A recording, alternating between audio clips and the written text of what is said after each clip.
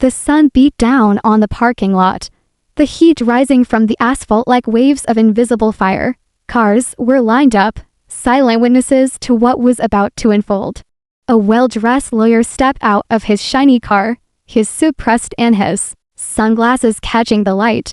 He carried himself with pride, the kind of pride that came from winning cases and believing nobody could challenge him. But his words, sharp and careless, broke the air like a blade.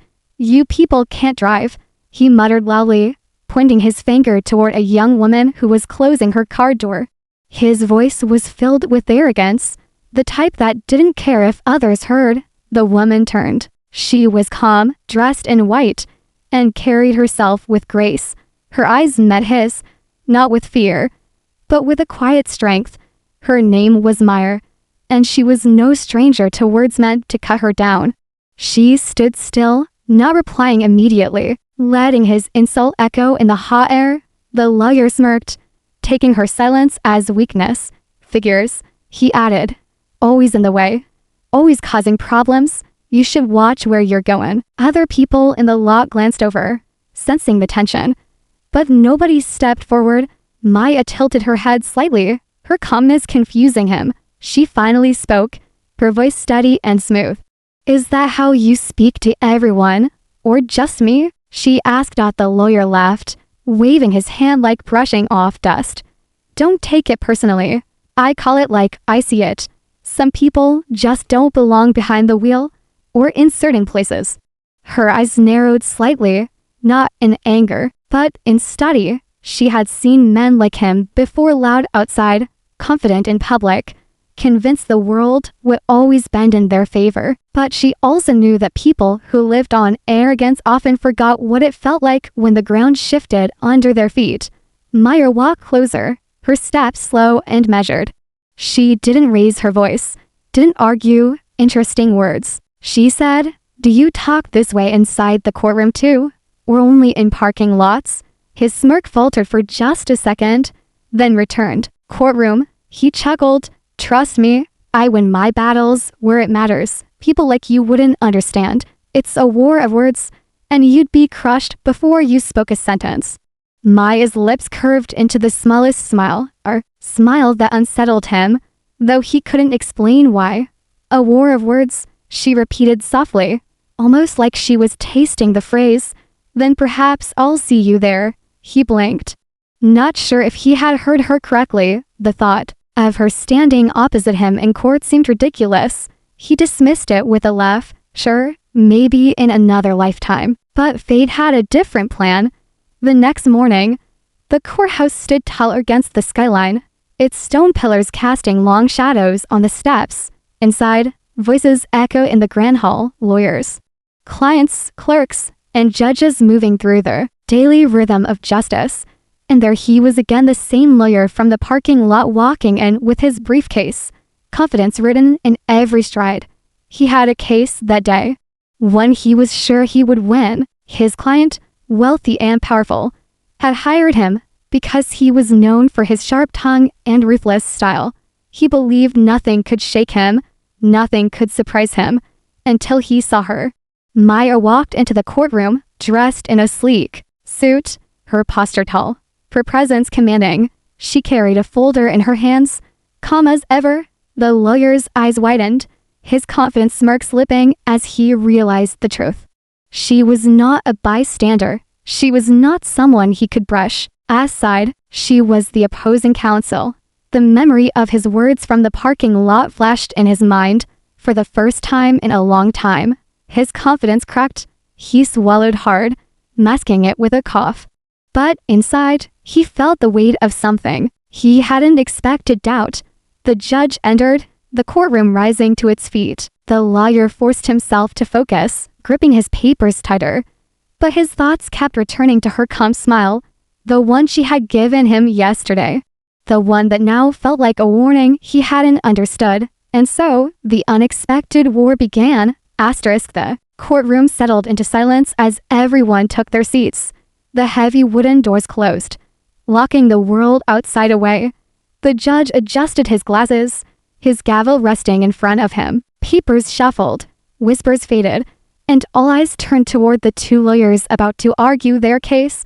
The arrogant lawyer, named Richard Hale, cleared his throat and stood tall. His navy suit gleamed, his tie perfectly knotted. He had done this 100 times before. To him, it was routine. Another case, another chance to dominate, another chance to show that he was untouchable. Across from him sat Meyer. Her posture was calm. Her hands folded neatly on the desk. She didn't show nerves. She didn't fidget. She simply watched him, her steady eyes like an anchor in a storm. She didn't need to raise her voice to be noticed. Her presence was enough. Richard looked at her, and though he smirked, something inside him shifted. He remembered the parking lot, his careless insults, the way she had stood there without anger. He had dismissed her then. But now, seeing her in that courtroom robe of respect, he realized he had underestimated her. The judge spoke, his tone firm but neutral.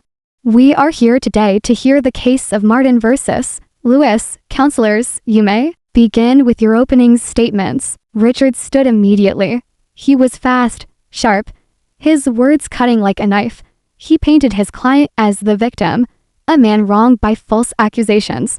His voice rose and fell like a practiced performance. He gestured. He walked. He smiled toward the jury. Every movement was designed to impress, to make himself look bigger, stronger, more convincing. When he finished, he sat with confidence, tapping his pen against the table. He leaned back, already satisfied with his delivery. Then it was Maya's turn. She stood slowly, no rush, no showmanship. She held her folder lightly, walking to the center of the courtroom. Her voice was soft at first, but clear enough to reach every ear. "Ladies and gentlemen of the jury," she began, "this case is not about wealth, not about pride, not about who speaks the loudest. It is about truth, and truth, unlike performance, does not need decoration. It only needs to be seen." The jury leaned forward, listening. Her words carried weight not because they were dramatic, but because they were real. She spoke of evidence, of witnesses, of the law itself. She didn't rush. She let silence work for her, pausing just enough to let her points sink deep. Richard watched her, tapping his pen harder now. He felt something he rarely felt in court, unease. She wasn't trying to match his volume or his gestures.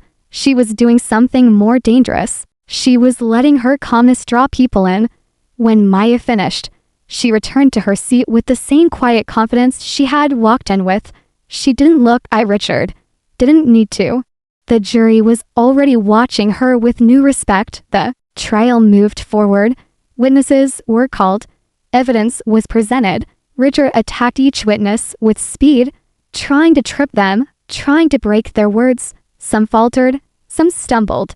But his aggression also left a bitter taste in the air. Then came Maya's turn with the same witnesses. She asked simple questions. Her tone was polite, her words respectful. She didn't corner them. She guided them, and slowly, the picture became clear. Where Richard's questions felt like weapons, Maya's felt like bridges, allowing the truth to walk across. The jury noticed. The judge noticed. Even the people sitting in the back row noticed. Stopped by midday. Richard's smirk had faded. He kept glancing at Meyer, at her steady hands, at her composed face. He thought back again to his insult in the parking lot. He had called her weak, assumed she didn't belong. But in this courtroom, it was he who began to feel out of place. During a short recess, Richard stormed out into the hall. His phone in hand, he muttered under his breath, anger rising. He called his client, reassuring him with bold words. But his voice lacked the strength it had in the morning. He looked over his shoulder, and there she was again, Meyer, speaking softly with her team, her calmness unshaken. He tightened his grip on the phone. His jaw clenched. For the first time in his career, he felt something pressing against him that no amount of arrogance could silence. It wasn't just her skill, it was her presence. It was the power she carried without needing to shout. When the court resumed, Richard tried to regain control. He spoke faster, louder, his arguments sharper. but his cracks were showing. The jury exchanged glances. The judge frowned at his interruptions. His performance was starting to look desperate. And through it all, Maya remained steady, as if she had seen this storm before and knew how it would end. The war of words had begun. But the battlefield was shifting. The courtroom felt heavier as the day wore on. The air was filled with the weight of arguments, words stacking on top of each other like bricks in a wall. Richard Hale sat at his table, shuffling his papers with quick, irritated movements. His forehead glistened with sweat he tried to hide, and his pen tapped louder than before. He had spent years building a reputation as the kind of lawyer who scared opponents into silence. Most bent under his sharp tongue, and juries often leaned his way because of the confidence he displayed. But today was different. Today, he faced someone who didn't bend. Maya sat across from him, her back straight, her eyes calm. She didn't look at him with fear. She didn't even look at him if he was her enemy. She looked at him like she already knew how this would end, and that made him nervous. The judge called for the next witness. A middle-aged woman stepped forward, wringing her hands as she took the oath. She was nervous, clearly unused to being in front of so many eyes. Richard pounced immediately. "Mrs. Taylor," he said sharply, his voice echoing. "You claim you saw my client at the scene, but isn't it true that you were across the street, distracted by your phone?" The woman stammered, I did look at my phone." "But," Richard cut her off, "so you admit your attention was divided. You cannot clearly state, under oath, that you saw my client as you claim." The woman looked small, her words stumbling. Richard smirked at the jury, certain he had crushed her credibility. He turned and strutted back to his seat, glancing at Meyer as if to say, "Your turn to try." Meyer stood. She approached slowly, her step soft, her voice even softer. "Mrs. Taylor," she began gently, "I understand this is difficult. Please, take a breath. We are not here to trick you. We are here to hear the truth." The woman's shoulders eased just a little. Maya smiled kindly. "Now, you said you looked at your phone. That happens. But when you looked up, what did you see?" The witness steadied herself. "I saw Mr. Lewis. I saw him arguing loudly in the street. He was very clear to me." His voice was shouting, his body waving his arms. Maya nodded. "And how certain are you that it was him?" 100% certain." The woman replied firmly, her voice stronger now. "I know what I saw." Maya thanked her, returning to her table. No tricks, no raised voice. Just patience. The jury leaned forward, impressed by the way she had brought strength out of someone who had seemed broken a moment ago. Richard's jaw tightened. He drummed his fingers against the desk, his mind racing. She had undone his attack with kindness. He wasn't used to that. He was used to winning by making others crumble, not by watching them rise stronger. The next witness was called, and again Richard leapt in with sharp questions. Again, he twisted words, trying to confuse, and again, Meyer untangled the knots with patience, showing the jury the truth hidden beneath the lawyer's tricks. With each exchange, the tide shifted. Richard grew louder, but his volume no longer impressed. Meyer grew steadier, and her calmness gained weight. By the afternoon break, the jury whispered among themselves, their eyes often on Meyer. The judge rubbed his temple, irritated with Richard's interruptions. Even Richard's own client glanced at him with doubt. In the hallway, Richard slammed his briefcase shut, his temper boiling. "This is ridiculous," he muttered, pacing back and forth. "She's not even fighting fair. She's..." His assistant tried to calm him, but he brushed them aside. He looked over and saw Meyer again, standing quietly near a window, speaking to her team in hushed tones. She wasn't sweating. She wasn't angry. She looked like she was exactly where she belonged. Richard clenched his fists. The memory of his insult in the parking lot returned, haunting him. "You people can't drive." The arrogance in those words now burned him like fire. He had spoken them carelessly, convinced she was beneath him. Now, Every calm word she spoke in court felt like a mirror showing him who he really was. When the trial resumed, the judge gave Meyer the floor. She walked gracefully to the center, holding a single sheet of paper. "Your Honor," she said, "I would like to present this piece of evidence. It is a recording from a nearby security camera. It shows the defendant clearly at the scene, not just present, but involved in the very incident he now denies." The video was played, the grainy footage filling the screen. Gasps filled the room as the truth became undeniable. Richard paled. His client's face was clear in the footage, his actions impossible to excuse. The jury turned toward Meyer, their eyes wide with respect. The judge nodded, impressed, and Richard, he sat frozen, his hands cold, his confidence shattered. For the first time in his career, he realized he might lose, and not just lose the case, lose to her. The courtroom buzzed with whispers after the video ended. The sound of truth was louder than Richard's voice had ever been. His client slumped in the chair, face pale, eyes darting nervously at the jury. The once perfect image of control was slipping away. Richard cleared his throat and stood, his voice a little too sharp. "Your Honor, this video, it's grainy. It doesn't prove anything beyond doubt. It could be anyone." The judge raised a hand. "Counselor Hale, the jury can see what the video shows. You'll have your chance to cross-examine, but do not insult their intelligence." Richard's words caught in his throat. He sat back down, his jaw tight. For the first time, the courtroom was not bending to him. Meyer remained still. She didn't smirk, didn't gloat. She simply gathered her papers and moved on to the next point as if she knew the truth needed no loud celebration.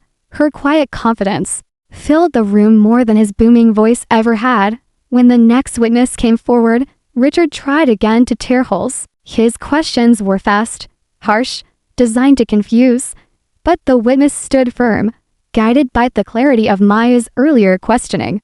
Each attempt to shake the testimony only made Richard look desperate. Maya rose for her turn, her tone as calm as flowing water. "You said you heard shouting, correct? Can you tell us who was shouting?" "It was the defendant," the witness replied firmly, pointing directly at Richard's client. The room went quiet again.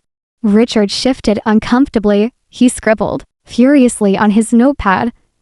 But the words didn't help him. His arrogance, the weapon he had relied on for years, was failing him in the face of steady truth. The jury began to look at him differently, not as the confident lawyer they once admired, but as a man scrambling, a man cornered. And when their eyes turned back to Meyer, there was a different kind of respect earned through calmness, patience, and undeniable evidence. By late afternoon, the storm inside Richard's chest was boiling over. He interrupted Maya twice, earning sharp warnings from the judge. He slammed his pen down, startling his own assistant. His voice cracked when he tried to make objections, sounding less like authority and more like panic. During another recess, Richard paced in the hallway. His phone buzzed with a message from his client. "If you lose this, you're finished." He shoved the phone back into his pocket, his hands shaking. He looked up and saw Meyer again, standing near the doors. She was speaking to a young intern on her team, smiling gently, encouraging them. She wasn't worried. She wasn't flustered. She looked like she belonged in that space as much as the judge himself. Richard swallowed hard. He couldn't escape the memory of the parking lot, the way he had laughed at her, the way he had dismissed her. He thought she was small, powerless, but here, she was proving she carried a power he had never understood. The gavel struck when court resumed. "Counselor Hale," the judge said, "you may continue with your defense." Richard stood. His legs felt heavy. His words spilled out too quickly. His arguments tangled together. He called another witness, but the man faltered under Maya's careful questioning. He presented documents, but Maya dismantled them with quiet precision. Every step he took, she was there, waiting, ready, unshaken. The jury began to look tired of him. Their eyes followed Meyer instead, trusting her voice more than his noise. Even the judge gave her small nods of approval as she kept the trial steady. By the end of the day, Richard sat slumped in his chair. His tie was loose, his hair slightly out of place. His face showed lines that arrogance once hid. Across from him, Maya looked exactly as she had at the start. Calm, confident, unbroken. The war he thought he controlled was slipping from his hands. As the judge called for adjournment until the next morning, Richard gathered his papers quickly. He wanted to leave, to escape the eyes that no longer respected him. But as he walked toward the doors, he felt a presence beside him. Maya passed him, her steps quiet, her folder in hand. She didn't look at him, didn't need to, but her calm silence felt louder than anything he had said all day. For the first time in his career, Richard Hale realized he wasn't feared, he was pitied. And the woman he had belittled was the one holding the power now. The next morning the courthouse was buzzing before the doors even opened. Reporters stood outside with cameras, curious about the case that had grown into more than a simple trial. Whispers spread through the crowd about the arrogant lawyer who seemed to be slipping, about the calm woman who carried herself with the strength of truth. Inside, the atmosphere was thick with expectation. The jury filed in, quiet but alert. The judge entered, and the courtroom rose in respect. Richard Hale sat at his table, his hands gripping his briefcase like it was a lifeline. His once perfect confidence had cracked, but he tried to piece it together with a forced smile. Across from him, Maya walked in gracefully, her white suit glowing in the morning light streaming through the windows. She greeted her team softly, placed her folder neatly on the table, and took her seat without a word. She didn't need to perform. Her silence carried weight. The judge called the court to order. "We will now proceed with the remaining arguments," he announced. "Counselor Hale, you may begin." Richard stood, straightening his jacket. He cleared his throat and turned to the jury. His voice was strong at first, but not steady. He spoke about his client's supposed innocence, about doubt, about how evidence could be twisted. But the words sounded hollow. He could hear it himself. The jury's faces showed no spark of belief, only polite attention.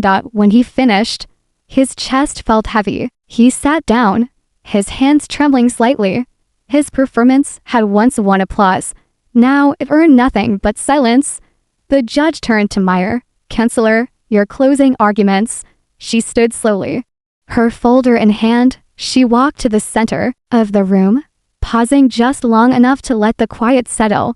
Then she began. "Ladies and gentlemen of the jury," she said, her voice calm but clear, "you have heard many words in this courtroom. Some were loud, some were sharp, some were designed to confuse. But beneath all of that, one thing has remained, the truth." She paced slowly, her eyes moving from juror to juror. "The truth is not afraid of questions. The truth is not shaken by insults or arrogance. The truth stands even when someone tries to bury it under noise." She gestured toward the evidence table. "You have seen the video. You have heard the witnesses. You have listened to the defendant's actions described in detail. Every piece connects. Every word matches. The truth does not hide." The jury leaned forward. The courtroom was silent except for her voice. Meyer continued. "We are not here to measure who can shout the loudest. We are here to weigh justice. And justice does not bend to arrogance. Justice bends to truth." Richard shifted in his chair, his eyes fixed on the floor. Each word felt like a weight pressing down on him. He could feel the jury slipping completely out of his hands. Maya paused, then spoke softer, but with even more force. "When someone believes they can dismiss others with careless words, when they believe they can mock and belittle, they forget something. They forget that dignity cannot be taken away with insults. They forget that strength does not come from volume, but from character." Her eyes flicked toward Richard for just a moment, not with hatred, but with something sharper clarity. Then, she turned back to the jury. "I ask you not to be distracted by arrogance. I ask you to look at what has been shown, at what has been proven. I ask you to deliver justice, not for pride, not for ego, but for the truth that has stood clear from the beginning." Her voice fell silent. She returned to her seat. Calm as ever, the courtroom was still for a long moment. Then the judge cleared his throat. The jury will now retire to deliberate. As the jury filed out, Richard slumped lower in his chair. His tie felt too tight, his chest too heavy. He glanced at Meyer, but she wasn't looking at him. She was speaking softly to her team again, her calmness untouchable. Minutes felt like hours. Richard's heart pounded as he waited. His client muttered angrily at him, blaming him already. The weight of failure pressed heavier than any case he had ever fought. Finally, the jury returned. The foreman handed the paper to the judge. The entire courtroom held its breath. The judge unfolded the paper and read aloud. "We, the jury, find the defendant guilty." Gasps filled the room. Richard's client dropped his head into his hands. Richard himself froze, the words echoing in his ears, "Guilty." The words struck him like a hammer. His career, his pride, his arrogance all cracked in that instant. Maya didn't smile, didn't celebrate. She simply nodded, her eyes calm, as if she had expected nothing less. She had come not for revenge, but for justice. And justice had answered. The gavel struck once more, sealing the verdict into history. The sound echoed in Richard Hill's chest like thunder rolling through a hollow cave. He sat still, his hands clenched on the edge of the table, his face drained of color. His client muttered curses under his breath, but Richard barely heard them. All he could hear was the single word that now defined him: guilty. The courtroom buzzed with murmurs. Reporters scribbled notes, some already rushing toward the doors to call in their stories. The jury looked relieved, their duty done, their decision certain. The judge dismissed everyone with a nod, his eyes lingering for a brief moment on Meyer as if silently acknowledging her strength. Maya stood slowly, her folder in her hands. She didn't rush, she didn't look around for applause. She simply gathered her things with the same calm grace she had shown since the first day. Her team congratulated her in hushed tones, but she only gave them a quiet smile. For her, this was not victory, it was justice. Richard rose unsteadily, his legs weak beneath him. He tried to pull himself upright, to summon the same proud posture he had worn in the parking lot that day, but it was gone. His shoulders slumped, his eyes heavy. The mask of arrogance had cracked beyond repair. As he turned, he saw her walking toward the door. For a brief second, their eyes met. He remembered the smirk he had given her in the lot, the dismissive laugh, the careless words he thought would never matter. Now those same words felt like chains round his neck, dragging him lower. She didn't sneer, she didn't gloat. She only looked at him with the same calmness she had carried all along. And that calmness cut deeper than any insult ever could. Outside the courthouse, the air was fresh, the crowd buzzing with excitement. Reporters swarmed, their cameras flashing. Microphones were thrust toward Meyer, questions fired rapidly. How did you manage such a powerful win? What do you say to the verdict? Do you have a message for others who face arrogance like this? Maya paused at the top of the courthouse steps. She didn't raise her voice. She simply spoke, her words carrying easily in the silence that followed. Justice is not about who shouts the loudest, she said. It is about truth, and truth belongs to everyone, no matter how others try to belittle it. Today, the jury did not side with noise. They sided with what was right. That is the message. The crowd erupted in applause. Reporters scrambled to capture every word. And Meyer, still calm, still steady, walked down the steps with her team. Beside her, behind her, through the courthouse doors, Richard stood watching. He didn't follow. He couldn't. The cameras weren't pointed at him anymore. The respect, the power, the stage, all of it had shifted away. He had spent his career believing arrogance was strength. Today, he had learned it was weakness. As Maya disappeared into the waiting car, Richard turned back inside, his steps heavy. His client shouted at him, furious, but he hardly listened. His mind replayed the moment in the parking lot, the moment he had underestimated her. That single choice had been his downfall. For Meyer, The memory of his insult no longer mattered. She had answered it not with anger, not with revenge, but with proof, patience, and dignity. She had shown that true power did not come from belittling others. It came from standing tall even when others tried to push you down. And in that final moment, as the courthouse emptied and Richard sat alone in the fading light, the truth settled over him like a weight he could never lift. He had belittled her outside, but inside the court, she had proved, without a doubt, who truly held the power.